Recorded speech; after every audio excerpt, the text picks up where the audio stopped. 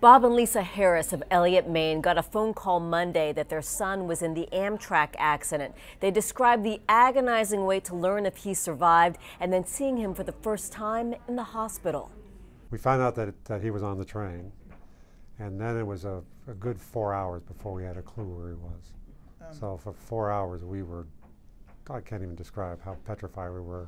By the time Bob and Lisa Harris tracked down their son, he was in a medically induced coma at Harborview Medical Center. Head injuries and some fractured ribs and vertebrae. Then he had a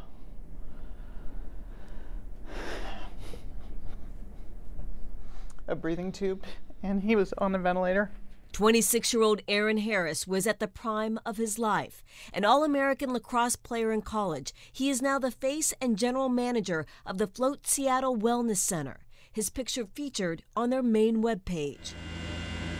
Harris was one of the 77 passengers on Amtrak 501 when it crashed onto Interstate 5 Monday.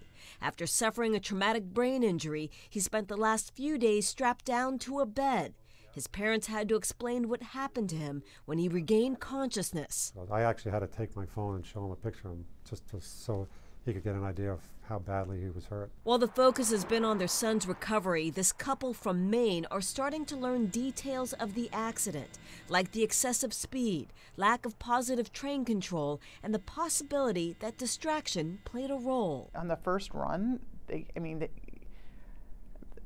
they can't even be paying attention completely on the first run. That's just unbelievable. The Harrises, along with a growing number of families involved in the crash, have hired an attorney for what will likely be a long legal battle for answers. We had Philadelphia, we had New York, we had California, multiple deaths, countless injuries. When's enough enough? His family is grateful to his friends and the community here in Seattle, who helped find him in the hospital, raised money for his recovery, and found them a place to stay.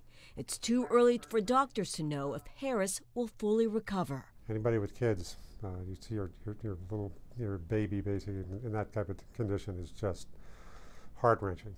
It's just killed me. The Harrises hope that by sharing their story, they'll get some answers to their questions and that more will be done to improve the safety of the railway system. In the newsroom, Elisa Hahn, King 5 News.